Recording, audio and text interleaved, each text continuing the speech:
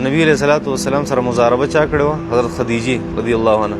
حضرت خدیجه رضی الله تعالی عنها دا بنی اسد یو قبیله و په عربو کې، بنی اسد، هغه سره د تعلق خدیجه بنت خویلد الاسدیه.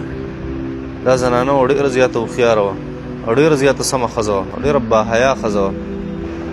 دوی د نبي علیه الصلاۃ والسلام سره مزاربه وکړه، ځکه نبی علیه الصلاۃ والسلام مشهور و چې دا صادق هم دی، امین هم دی، رښتیا هم او امانتدار هم دی، چا مال نه ضایع کوي او رښتیا وایي، صفا خبره کوي. نو دې سړی خو د خلکو ډېر خوښي چې یاره هغه له پیسې ورکړي او په هغه باندې خپل کاروبار چلوي. په کاروبار کې خو دقه دوه خبرې نو رښتیا یې پکې او امانت یې پکې. نبی علیه الصلاۃ والسلام له پیسې یو څه بل سامان تجارت هغه ورکړو او لاړو نبی علیه الصلاۃ والسلام شام ته. وایي چې نبي کریم صلی الله علیه وسلم په هر ځله باندې حضرت خدیجې لېږلې ده شام ته. وایي دومره ګټه یې راوړې ده چې دونه ګټه چېرته چا په زندګۍ کې نه وه راوړې. د هغې په نورو اعتماد پیدا شو. بیا د هغې خواهش ته او د حضرت خدیجې رضی الله تعالی چې د نبي علیه الصلاۃ والسلام ما ته د نکاح پیغام راولېږي چې ما سره نکاح وکړي. په دغه وخت کې 25 کاله عمر و د نبي علیه الصلاۃ والسلام او د حضرت خدیجې رضی الله تعالی عنها عمر 40 کاله. مشهوره خبره تاسو به اورېدلي. حضرت خدیجې رضی الله تعالی عنها نبی علیه الصلاۃ والسلام بس پیغام ولېږو. خطبه چا ولېږله؟ دې ته خطبه وایي. خطبه خو هغې ته وایي په منبر چې وایي که نه، او خطبه دې ته وایي خطبه، د خا په زیر سره خطبه. ته چا ته پیغام نکاح ولېږي، د نکاح پیغام چې یاره ما سره نکاح وکړه، پوهېږې په دې باندې ما سره نکاح وکړه. ښه،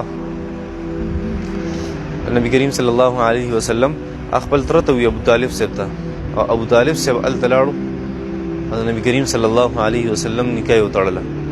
او داسې خطبه حضرت ابو طالب صاحب ویلې وه که نه. ابو طالب صاحب غیر مسلم و، ښه څه غیر مسلمه، د مسلمان او د پیغمبر نکاح تړله، پوهېږي کېږي که نه، صحیح ده. ګوره خطبه ویلې وه حضرت ابو طالب صاحب او په هغې مجلس کې نبي علیه السلام حاضر و. زمونږ رواج دا دی چې مونږ وایو الک په ګورې هلته نه ځي، دا خو شرم دی، الک په هلته نه ځي. نبی کریم صلی الله علیه وسلم په مجلس کې په خپله ناستو، ځان سره حضرت ابو طالب صاحب بوتلو. ابو طالب صاحب خطبه ووي او حضرت خدیجه رضی الله تعالی عنها نبی علیه الصلاۃ والسلام ایجاب وکړو. حضرت خدیجه رضی الله تعالی عنها قبول وکړو، خبره یې قبوله کړه، اسانه خبره، ساده.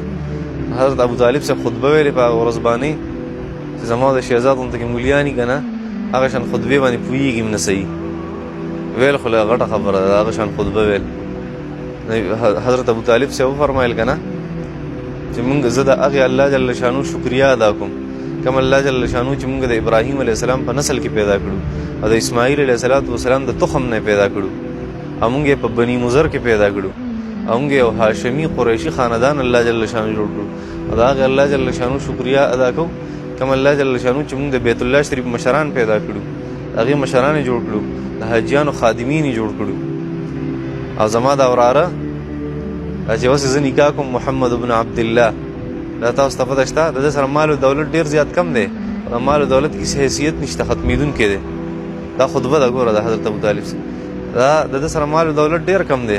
یو خبره ده که دی د سپینو زرو د سرو زرو سره وتلې، د سپین زر او سره زر د ده مقابله نشي کولی. دا دونه یو عظیم انسان او په راروانه زمانه کې د حرکات او سکنات دا وایي چې د نه به ډېر عظیم انسان جوړېږي. او زه د حضرت خدیجې بنتو خویلد د هغې نکاح تړمه د خپل وراره محمد بن عبدالله صلی الله علیه وسلم سره په دومره مهر باندې، په دومره مهر باندې. مهر چا ورکړو؟ ابو طالب صاحب ورکړو. مختلف اقوال دي څومره و مهر. په هغې کې د دنیا اوښانو، په هغې کې سره زرو، په هغې کې سپین زرو، په هغې کې څونه قیمتي جوړې وي هغه وې پکې. دا مهر حضرت خدیجې رضی الله تعالی عنها. او بل حضرت خدیجې رضی الله تعالی عنها ما کتلی و کتاب کې 4,000 دیناره هغې نبي علیه الصلاۃ والسلام له د نکاح نه مخکې ولېږل.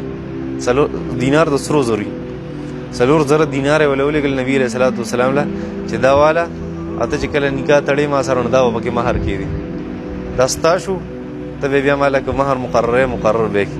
نبي علیه الصلاۃ والسلام هغه 4,000 دینار هم په مهر کې کېښوده.